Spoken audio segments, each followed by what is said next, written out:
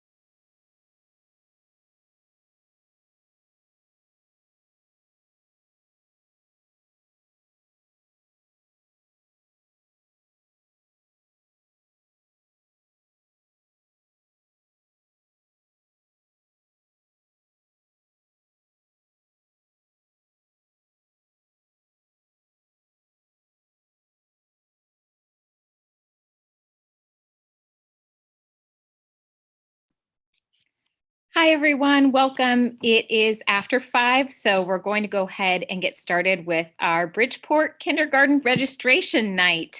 And I'd like to welcome you. My name is Jordan Mills, and I am the principal here at Bridgeport. Tonight, we have a couple of goals. We're going to give you a little bit of information about our school and how to register your student for kindergarten.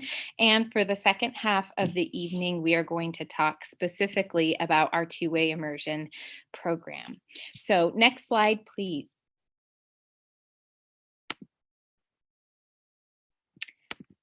One thing I just want to point out quickly, as I just mentioned, we'll do some kindergarten information for everybody. And then for those that are interested in our two-way immersion program, we will talk about that afterwards. We are happy to take your questions tonight. And the best way to do that on a Zoom webinar is with the Q&A feature that is available down at the bottom, the little talking bubbles. And if you just type your questions in there, when we answer them, the answers will pop up. So next slide, please. I did also want to let you know that we have Spanish interpretation. Si quisiera escuchar en español, por favor, usa el globo y puede escuchar en español. So please go ahead and click that button if you are interested in listening in Spanish. Next slide, please. So welcome to Bridgeport. I have brought tonight a fantastic team to share with you a little bit about our school and what makes it so special. We really want to help you through this registration process and with anything that you might need over the course of the next several months and your students' time in elementary school. So please call our office or email our office with any questions or problems that you're having with registration. We'd be more than happy to help you. Next slide, please. So I'd like to introduce the staff that we have here with us tonight. Again, I'm Jordan Mills. I'm the principal here at Bridgeport. This is my third year being the principal here at Bridgeport, and I feel like I always say I won the principal lottery because it's the best possible place that I could do this job. A really incredible community and students and staff, and I'm excited that you'll be a part of it. We also have here with us tonight is Dr. Bobby Brown, and she is our Dean of Students. Joining us this evening, she'll share a little bit about our social emotional learning. And we have also with us tonight Kim Parson. She is our literacy specialist and Title I coordinator. So she supports reading here at Bridgeport. Next slide, please.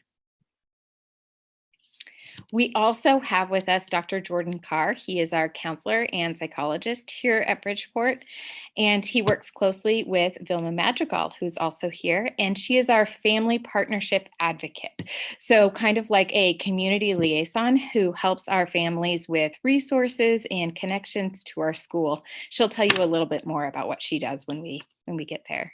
Next slide, please.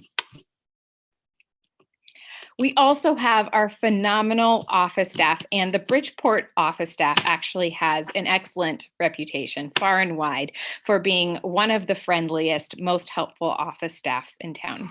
We have Itzia Rule, and she's our registrar. She is the person who takes care of most of our registration. So anyone can answer your questions, and Itzia will also be the main point of contact for that. In addition, we have Kathy Garcia, and Kathy is our bookkeeper. And we have Becky Segundo, and she takes care of our attendance. You'll also be getting a lot of emails from her with our newsletter or other notices, texts. They all come from Becky. So when you see Becky's name, it's school-wide information for everybody. Next slide, please. We have also our kindergarten teachers here with us tonight, and I'm so excited because they're going to share just a bit with you on some slides coming up. We have Jessie Caskey, and she teaches kindergarten in English, and we have Kat Stone. She also teaches kindergarten in English. Next slide, please. In addition, we have 3 of our TWI, which is, again, two-way immersion. It means our bilingual program that's in Spanish and English. We have Violeta Rook, Karen Rotuno, and Janina Tabilo that are all here. And these are the 3 teachers that we have this year for teaching in Spanish. Next slide, please. So let's get you registered. As I mentioned, that's the #1 thing that we want to help you through tonight. And there are a couple of options. So let me give you a few of the details so that you know what you're getting yourself into. Next slide, please. So I say 2 options, but in a brief moment, there are a couple more options. The first 2 options that you have is whether or not you'll register your student for our English program, also known as our neighborhood program. This is traditional kindergarten taught in English. It's a full-day program, and I'll tell you all about what it looks like in just a minute. The second option is our two-way immersion program, our TWI program, which is our bilingual Spanish-English program. And I'll tell you more about that, but you don't need to speak both languages to be in the program. It's for students who are learning both languages. One thing that I did want to mention is that I think I mentioned both programs are full day. And one thing you might have heard, or you may know, is that right now our school is operating in a hybrid model. And what that means is students do some of their learning at home and some of their learning at school. This is because of COVID, not typically how we operate. That means that students are coming for half days. A lot of folks have said, what does fall look like next year? What, are we coming in half days or whole days, hybrid? What are the choices? And we don't know yet exactly what it'll look like. I'm feeling very hopeful. We are really excited to welcome students back here in a couple of weeks, but I can't say for sure exactly what our schedule and model will be. That said, I would highly recommend that you register your student as soon as possible, and we can make adjustments down the road if it's not the right fit for you in terms of coming to Bridgeport if you select another option, because it really helps us with our staffing and planning for next year if you register now. Next slide, please. Itzia, would you like to tell us a little bit about the registration options and the things that everybody needs? Absolutely. Hello, everyone. Good afternoon. And again, my name is Itzia Rule. I'm the Registrar Head Secretary here at Bridgeport. 2 options that we have for registration are 1, online, in which you can find our online registration links on the TTSD website and also on the Bridgeport main website. There is a link there as well for enrolling online. Everything is fillable, and if you already have a ParentVUE account, it is easier as a lot of information is already saved. But if you're brand new to the district, you just have to set up an account, and that's how you would access that. Option 2 is just coming by Bridgeport to pick up a registration packet. You can visit our office between 8 and 4 p.m. Monday through Friday, unless it's like a holiday. Those are usually the days that we differ from student contact days. But you can always call us ahead of time too to make an appointment if you have additional questions. That's how you would register. There are a few forms that are available online, but either need to be printed and turned in. Is that true? Yes, this is true. So our online registration process is the same for our entire district. Therefore, we can't customize our Bridgeport forms online. So if you choose to go that route, please visit the Bridgeport website so that you may print the forms that are particular for Bridgeport. It's in regards to like picture permission, our newsletter, our TWI application. Yep, our TWI application and our in-district transfer request, meaning if you're applying for the two-way immersion program and you live outside of the Bridgeport boundaries, there is another form that you need to request that transfer. If you come to Bridgeport for the packet, those forms are all included in there. But if you register online, you can print those off and email them to us or bring them by the office. Those are the two. Or just give us a call and you can come pick up just those forms if you want to. Yes, yeah, that's correct. Yep, yeah. Next slide, please. So the items that we require in order to complete your registration are birth certificate, immunization records, and proof of address. Sometimes I get phone calls with families asking, can I bring the cute little decorative footprint certificate that the hospital gives you? Unfortunately, that is not a piece that I can take. It does have to be the vital records birth certificate. And so if you don't have that and need to order that, I know they're a couple weeks out in getting those mailed out, but I do know the vital records office is open and it's usually a pretty quick process. If you need assistance with the phone numbers to get a hold of them, please give us a call. I have that information as well. As far as immunization records, most doctors' offices are happy to fax them directly to Bridgeport. That way, if you don't want to go pick them up or if you don't have access to your students' online portal, they can send them directly via fax, or you can print them off via the portal and email them to me. If you don't have them printed, that's another option. As far as proof of address, we require that it be something like a utility statement from your PGE or electricity, garbage, water, that kind of item, or something like a lease agreement or mortgage statement. Those are the items that we can accept for those.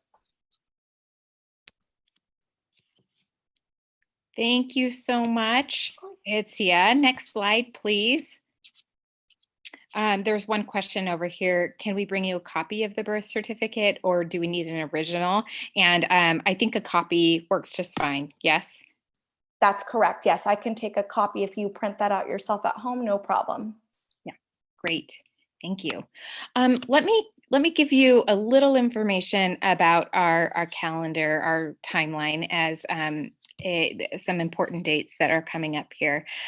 Registration is open. It actually opened on March 1st, and we would really encourage you to register now. As I mentioned, it helps us plan for the fall and helps us know how many teachers we need. So the sooner we can do that, I would also ask that if you have any friends or neighbors who have students who will be coming to kindergarten next year, to really encourage them to call our office or to stop by or visit the website so that we can get them signed up as soon as possible. Our TWI applications are due by Thursday, April 29th. And so that's a really simple form. It won't take long to do, but we would like for all of our students who are interested in the TWI program to complete their registration by April 29th.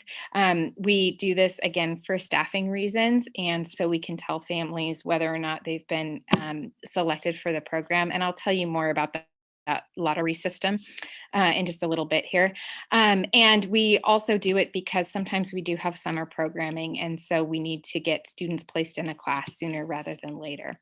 So we will let you know about whether or not your student was selected in the lottery by Friday, May 7th. So shortly thereafter, you'll have some notice before summer. Next slide, please. So some of you may have heard or are familiar with some of the incoming kindergarten summer programming that we've had in the past. And that's taken a few different forms depending upon the year. The year before, we were able to offer like a 4-week, 4-day per week half day summer school for incoming kindergartners. Prior to that, we've done something that is often called a jump start, which is having students in for a few days or a week or two before school starts to get them ready for kindergarten. We are working on what our summer programming will look like as a district, and I hope to have more information for you soon and how that may serve some of our incoming kindergartners. So the first day of school is typically right after Labor Day, and we're waiting for our district calendar to be published. But one thing that I want to clarify, because it's sometimes a point of confusion, is that our kindergartners actually usually start about a week later than the rest of the students. The reason is because we spend our first week of school doing something called Kinder Connect. And Kinder Connect is a really cool event in that you will have a one-on-one meeting with just your student's teacher and your family and your students, so not one-on-one, to talk a little bit about what the expectations are for kindergarten, but more than anything, for us to really get to know your family and your students so that we can best meet your needs. And what we found is that our students are really successful in school when they have a good connection to their teachers. It also gives us an opportunity to do a few assessments with them, understand where they are, and be able to serve them really well once they start with us. And we can really hit the ground running as soon as kids start in September. So we'll have details on those dates in the near future. Next slide, please. I'd like to tell you a little bit more about Bridgeport. Next slide, please. I'm doing my very best to speak slowly because we have simultaneous interpretation happening right now. And it's really a difficult job, but speaking slowly is also a very difficult job for me. So here are a few facts about Bridgeport.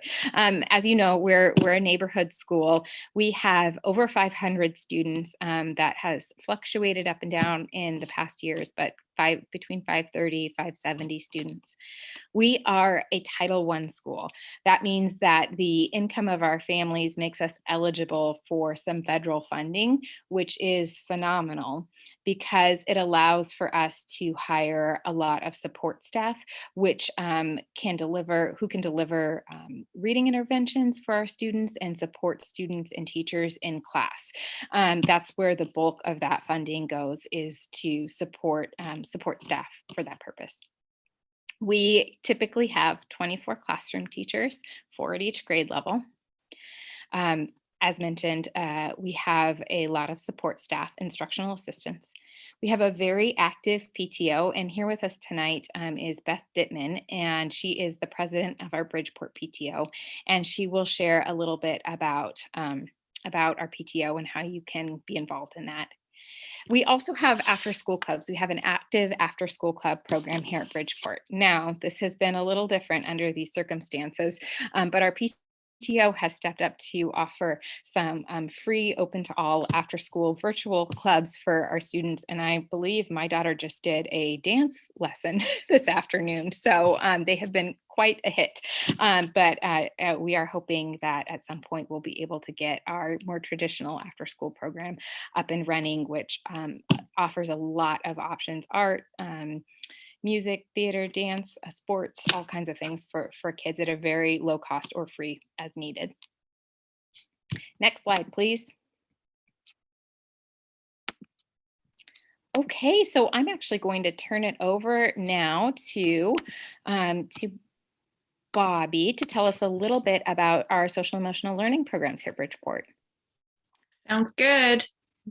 Good evening, everyone. Thanks so much for joining us. I get to speak with all of you regarding our social and emotional learning programs at Bridgeport.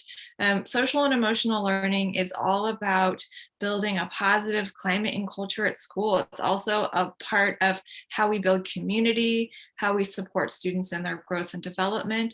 And so at Bridgeport and district-wide, classrooms hold class meetings. And so this is an opportunity for students to connect and build a number of skills. Some of you might have heard of social and emotional learning in the past. That includes some skills that like self-awareness, self-management, decision-making, relationship-building skills, and overall social awareness. So these are some really positive skills that students build within the school environment, but also really great skills beyond school. We also use the PACS program, and PACS is a research-based program that includes a number of strategies that teachers teach at school and a number of practices that students participate in. PACS increases a peaceful environment. It also increases productivity, both academically and socially. And some of the research around PACS has shown that it increases the health and happiness overall of students. And so it's a very positive program. At Bridgeport, we also have anti-bias instruction. So Bridgeport is a school that's designated as a school that is no place for hate, which is a special distinction. So this means that teachers and families participate in a number of lessons and activities, and it's a really great also community building activities within school and out of school. This also includes some discussion protocols, so students learn how to communicate around to make sure that school is no place for hate and it's positive for all students. So it's very positive. Thank you so much, Bobby. I appreciate that. One thing that isn't, oh, we did mention the class meetings in here. I wanted to point that out, that's been one of the most successful parts of our online learning, is that many of our teachers have reported how well they feel connected to their students, even under these circumstances. And so that's one thing that we will absolutely continue moving forward into our hybrid instruction. And when we return to a full schedule in person at some point, those class meetings have been a really valuable part of our day. All right, next slide, please. I believe now it is time to meet Jordan Carr. Are you there? Yeah, hey everybody, I'm Jordan Carr and I'm the counselor here at Bridgeport, and I'm going to talk a little bit about my role at Bridgeport tonight. One of the things that I do at the school is provide short-term counseling, and that means that if students are going through a stressful time, I am somebody that they can talk to at school. I also run some groups that focus on targeted skills. So if there's a couple students in the same grade that are working on a similar issue, maybe they're feeling nervous or need help focusing and building skills to pay attention in school, we might do a group to focus on building those skills. I also partner with parents and families to support behavior within the home. And when students are in need of individual ongoing therapy, I can help families find outside therapists to support those students as needed. Down here are a couple different ways that you can reach me. You can also communicate to your child's teacher about any social emotional concerns that you have, and that's one way to get to me. But you can also email or call me directly. And you can check out my website, which has some cool resources for parents in building social emotional skills with kids. Thank you so much, Jordan. I appreciate it. All right, next slide, please. I think that we are turning it over now to Kim Parson, our literacy specialist. Good evening. Thanks for coming. I think I'm on. Yeah, okay. Learning to read is something that we all learned a long time ago and probably don't remember how. So just a brief overview of the things that we do to build pre-readers, early readers, and readers that'll be successful from kindergarten on up. This graph shows you all the different components that are involved in making a reader. Interest and motivation is obvious. Anytime we're interested or motivated by something, we are excited. And that's something that you can do at home, just pointing out print throughout their world, doing a bedtime story, doing a snuggle up in a big chair together, making it fun and exciting. The next one is phonological awareness, big word. It is the recognition that students can manipulate sounds and words. We do all kinds of wordplay in kindergarten. This is a huge foundational skill. Rhyming, alliteration, sentence segmenting, taking compound words and breaking them apart and pulling them back together. Again, no materials needed, but something that is critical in the development, that language play. Narrative skills, obviously, telling stories, describing events. This is a critical skill for reading comprehension. And the more we engage children in language skills and wordplay, the more they develop oral language skills, and that leads to reading skills. Vocabulary is a big part of that. Most vocabulary is indirect. We point things out to babies all the time. We do that with children as they grow and develop. So don't be afraid to use those big words and help them to develop vocabulary that takes them into becoming a successful reader. Print concepts, again, just that awareness of how those shapes on a page convey a message. That the book is the same every time you read it. Well, that's a print concept. And that all goes to letter names and sounds, which is really the thing you think about when you think about kids going into kindergarten. We'll just learn those ABCs and we'll learn what sounds the letters make. That's just one little piece. But if you're going to do any of these things with your child, I hope you'll do all of them. Start with their name, start with that conversation, building vocabulary, making reading fun and interesting. And we do all of these components in both languages, whether we're learning Spanish or whether we're growing as English readers. We do all of those. Can I get that next slide? So, reading at home, little preparation. There's lots and lots of research that says that is a critical component in producing a successful reader throughout elementary school. Every day, 20 minutes, I would love that. It will work. It'll be successful. Listening to reading is valuable too. You can listen in the car, you can listen online. All of these things build a successful experience for your child, and reading in any language is wonderful, and always making it a positive thing. And if you are in need of books, feel free to contact the school. We will connect you with the resources you need. And I am always happy to hear from families. So if you have any questions about reading instruction, our Title I services, or I don't know, the weather, call me. Thank you. Thank you, Parson.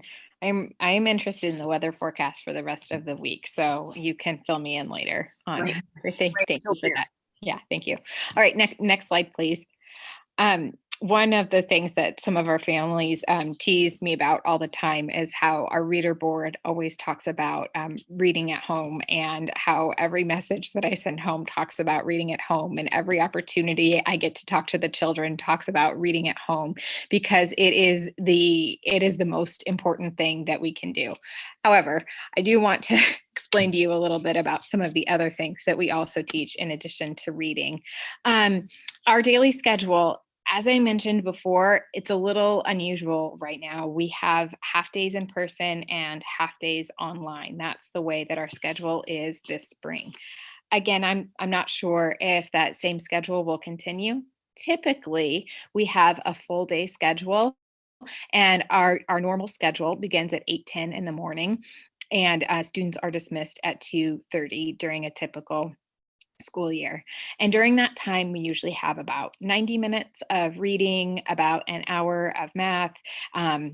We have writing, science, social studies. We include some art literacy. Students have lunch every day, and they have usually 2 recesses per day. They also have PE and music every other day, which is hands down the most popular part of our school day here at Bridgeport. And we include that social emotional learning and class circle teaching time every day too, which is a really important thing, because we know our students don't learn unless they feel safe and connected. And so that's what we do. We help them feel safe and connected so that they can learn. Some of you may be thinking to yourself, my 5-year-old is not going to be able to do 90 minutes of reading. That is a really, really long time. But let me assure you, they can. The growth and maturity that students demonstrate during their kindergarten year is absolutely unbelievable. I just recently watched my daughter go through that a couple of years ago, and it's incredible how much students mature over the course of that year. Additionally, our kindergarten teachers are experts at teaching 5-year-olds. That is not an overstatement, and they know exactly how to engage them and make that time really meaningful for them. So next slide, please. In fact, I'm going to turn it over to Jessie Caskey to tell us a little bit about how we teach 5-year-olds. Hi, I'm Jessie. I am one of the kindergarten teachers. So like Ms. Mills said, teaching kindergarten is a little bit different than teaching a college student. They can sit for a long time. Kindergarten students can't, and we know that. So there's some kind of special things that we do that might be just unique to kindergarten. Some of your earliest memories of kindergarten might include like the playing and the singing and the Play-Doh. All of that is still there, and we will kind of piece those things in between with things that are a lot more structured as well.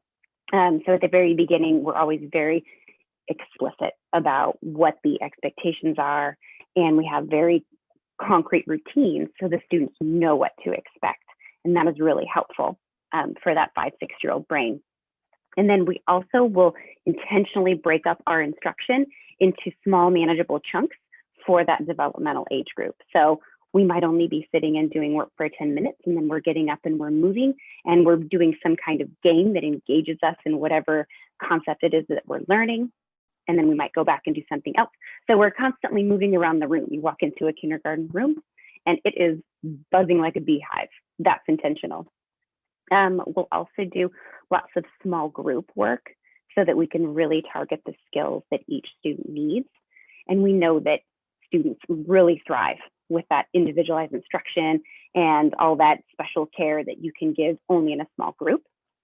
And so some of the few little engagement strategies that we'll use are songs, just like you and I remember from our own kindergarten years. And then we'll also do chants that the kids can memorize, and then they can log that into their long-term memory banks. We'll do something called call and response, where the teacher might say something and then the whole class responds back with an answer. We'll also do lots of movement. I tend to do lots of movement anyways, and so that works out really well for me. And then we do lots of hands-on activities. So the kids are manipulating letters, they're moving things around, they're getting that, what we call kinesthetic education in there too. And all of those things are all things that help a kindergartner stay focused and engaged and in love with learning, which is our number one goal. I think that's about it. Well done. Thank you, Mrs. Caskey. I appreciate that. All right, next slide, please. And we'll turn it over to Vilma, who will tell us a little bit about the resources that we offer here at Bridgeport. Hey, good night. Thanks for being here. So I'm Vilma Madrigal. I'm the Family Partnership Advocate here at Bridgeport. So each school has a Family Partnership Advocate that's full-time that can help find resources for family, anything that you might need. So here it's me. Please come for any support. I'm here for you and I'm happy to assist you. At a district level, we have a team of people that are dedicated to supporting everyone in our community. And thanks to our wonderful community partners, we're able to support in many different ways. Our team has branched out to make sure our students and families have what they need. So as a result, we have a basic needs team at each of our schools. Some of the resources the team connects you with are Packed with Pride, which is food that lasts your family a week. Families pick up the food boxes on Fridays at Tigard High School. We also supply school supplies. We provide school supplies for families every year. On average, we'll help about 30 students per grade level. That's what we've done in the past. There's the Caring Closet Referrals, which is clothing needs for your students. And then one of our goals is also to start affinity groups for parents and students at a local level. We also have our lunch and delivery service of food. The school buses have routes that deliver food to our students twice a day. And then this brings me to the next thing I wanted to make sure I mentioned, which is our free or reduced lunch application. The form we have available right now is the 2020-21 school year. But this summer, we'll have the one available to fill out for next year. So please fill this out. It helps us support many of our families. We'll also have a hard copy available if you prefer it that way. The online form and the PDF can be found on the Tigard-Tualatin School District website. Please reach out to me if you need assistance with this process. Our basic needs team can help you with that as well. So this is just a quick overview and description of how our basic needs team is here for you. Please reach out if you need anything. And of course, you are more than welcome to reach me directly. I love talking to families like Kim Parson, and I'm happy to help. My email address and number are on the slide here. If you'd like to talk more about ways that I can help you, please give me a call. I'm happy to do that. Thanks so much, Vilma. She means it. She really does want you to call. Yeah. Thank you. Okay, next slide, please. And actually now I'm going to turn it over one more time to Beth Dittman, our PTO president, and she'll tell us a little bit about ways that you can get involved here at Bridgeport and some of the amazing things that our PTO does for our school. Thank you so much, Jordan. Hello, everyone. Next slide, please.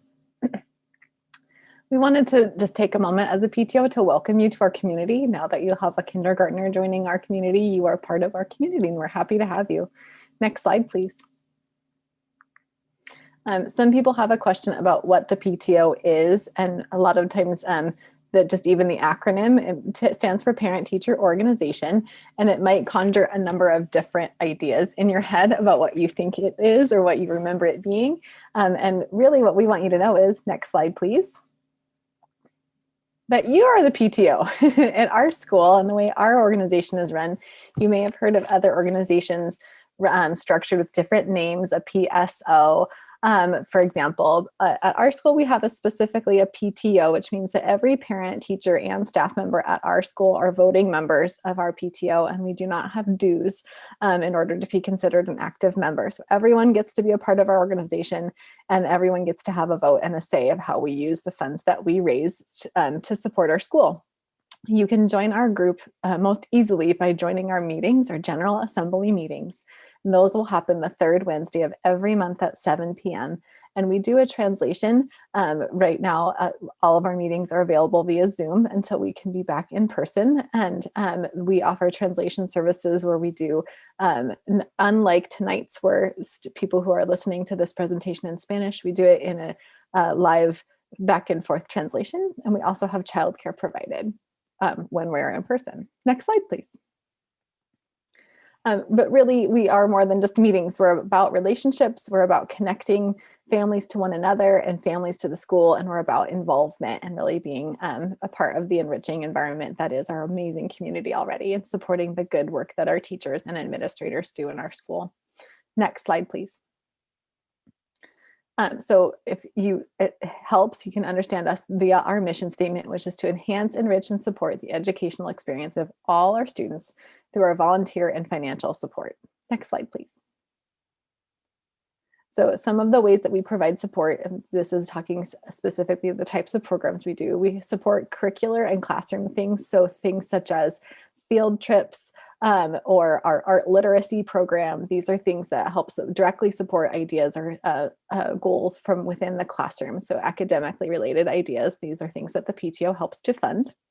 Next slide, please. We also offer student and family services. So things like, and when we can do them, again, programs for our families, like a fall festival night and a carnival in the spring. Those are our more social events. We also offer, reduced cost admission or free cost admission to OMSI. These are some of our other family services and services to students as well. Next slide, please. We offer school services, so we help provide things like emergency preparedness kits and some of the Scholastic weekly readers. This year that's changed a bit, and we're offering some support for online curricular support tools for the school as well. And next slide, please. And we do fundraisers to help make all of that happen. And those also are opportunities as we see them to build community and have fun together. Our point of our fundraisers is not to challenge each other to raise the most money, but rather to come together and to remind ourselves and the people who support and love us what good things we're doing for our students and our community, and then to ask if anybody has the ability to help financially support us to do that. But we also, all of the programs I mentioned are raised not just by financial dollars, but also on they are used on the backs of the people, the volunteers who are willing to help. Sometimes it's stuffing envelopes at home after a long day of work, and sometimes it's going into the school and helping run an after-school program right there at the end of the school day. There's lots of different ways for folks to get involved. Next slide, please. Some of the good things we do, some other examples, we help buy books for the library. We fund support and volunteer support for all field trips. We are the after-school club, and Jordan mentioned, or Mrs. Mills mentioned, we are doing online after-school clubs. I'm running the 2nd and 3rd grade mystery science club, and it's just a hoot. It's so much fun. I'm having a great time. And then we also provide emergency supplies for the whole school. This is just a very small handful of some of the things we do, but gives you an idea of what we are doing and why we do it. Next slide, please. And then this year, we adapted. So some of the differences and ways we've helped the school, we organized and then helped purchase and organize and get out into the hands all students who needed school supplies for their at-home learning. We created a directory of all of our families who wanted to be a part of it, and distributed that to our families so people had an easier time to be able to connect with one another. Again, more library books and books to students. We gave out books to students a couple times this year, and we plan on doing more. We will provide a yearbook or a memory book for all of our 5th grade students. We've created a grant program with some of our funds so that for parents or community members or teachers who have new ideas that they'd like to see funded and supported, we have opportunity to help them with that. We did a fall fundraiser with free community t-shirts for everyone. And we've been really prolific, and hopefully it's been experienced on the teachers' part, trying to make sure that our teachers feel deeply appreciated for all the work they've done and everything that they're doing to adapt this year. Next slide, please. We'd love for you to connect with us. Like I mentioned, you can always come to one of our meetings. You can also access, you can't click here, sorry, this is used in a different format, but you can find us on Facebook, Bridgeport Elementary PTO, or you can always email us at bridgeportelementarypto@gmail.com. You can also find us on the Bridgeport website. under Get Involved. And our website is very up to date, and there is a calendar on there, a calendar of events, and we do keep that up to date so you can get a quick glimpse of some of the things that are happening. And there's already ways for you to be involved. For example, we are selling Jamba Juice smoothie cards right now, and you can purchase a smoothie card. It'll be mailed to you to your home, and you can go get some Jamba Juice and help support us financially so that we can keep doing some of the good work that we do to support the great work happening in our school. Next slide, please. Thank you so much, Beth. It is not an overstatement to say that our PTO is absolutely phenomenal. I have never been so impressed by a group of families ever, and what they're able to provide and for our school and for our other families, and the way that they build community so intentionally. I am really proud of our Bridgeport PTO. So I just want to say thank you all for coming. I'm going to, in just a moment, talk a little bit more about our two-way immersion program. And I'm checking to see if there are questions, and there really aren't too many, but if you have more questions just generally about Bridgeport and our programs or our PTO, please feel free to type those into the Q&A right now. And for those that might be interested in our bilingual program, our two-way immersion program, I will give a little bit more information about that now. But real quickly, here is all of our contact information. And if this is a competition to see who can get more families to call them, then I would actually like for you to get in touch with me, not Vilma or Kim Parson, but with me. I'm just kidding. Please feel free to reach out directly if you've got any questions, or get in touch with our office. So thank you so much. And let's move on to some TWI information. Next slide, please.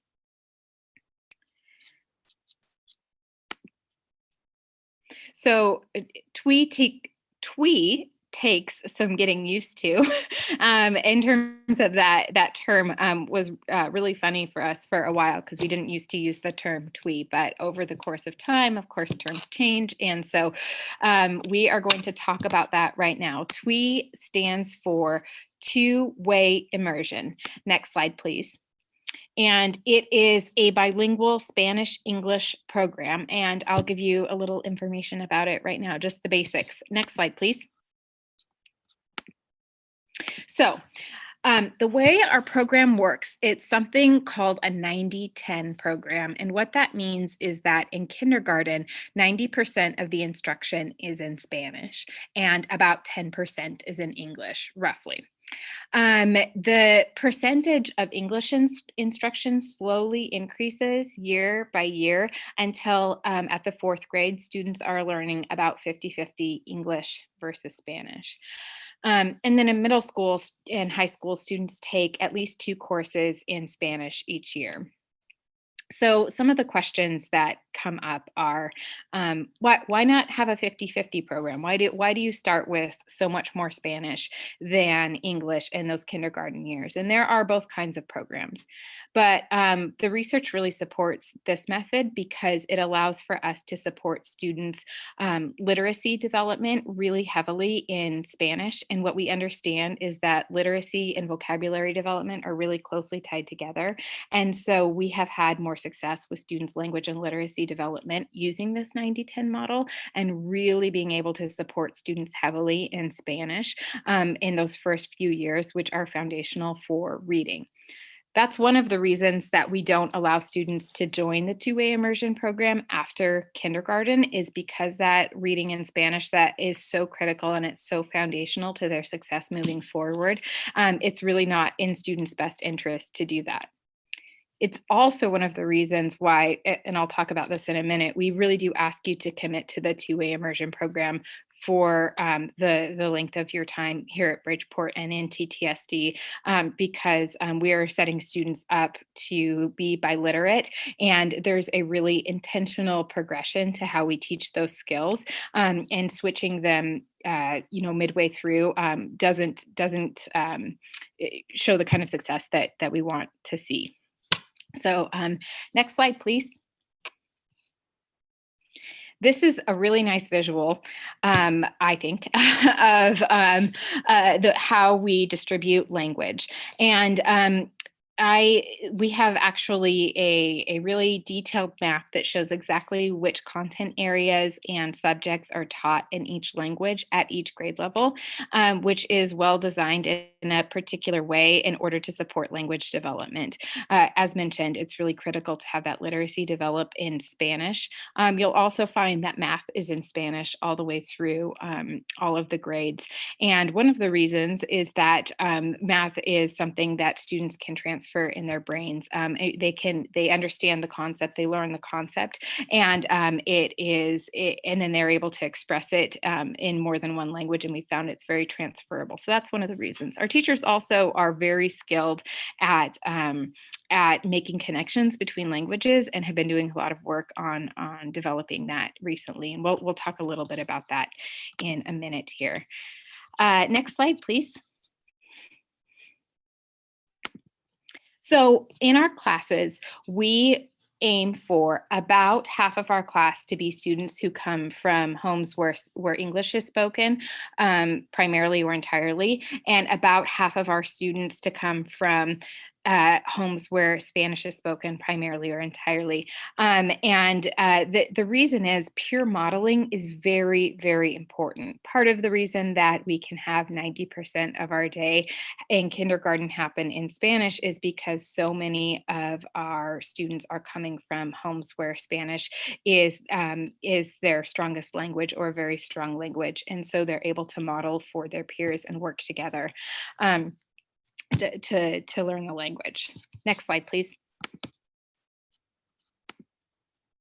So the mission and vision of our TWI goals really are just around for our whole district are really around having a rigorous academic program where all students are successful. And in particular in TWI, what we're looking for are students to be bilingual and biliterate. So not just able to speak both languages, but to be able to read and write both languages fluently.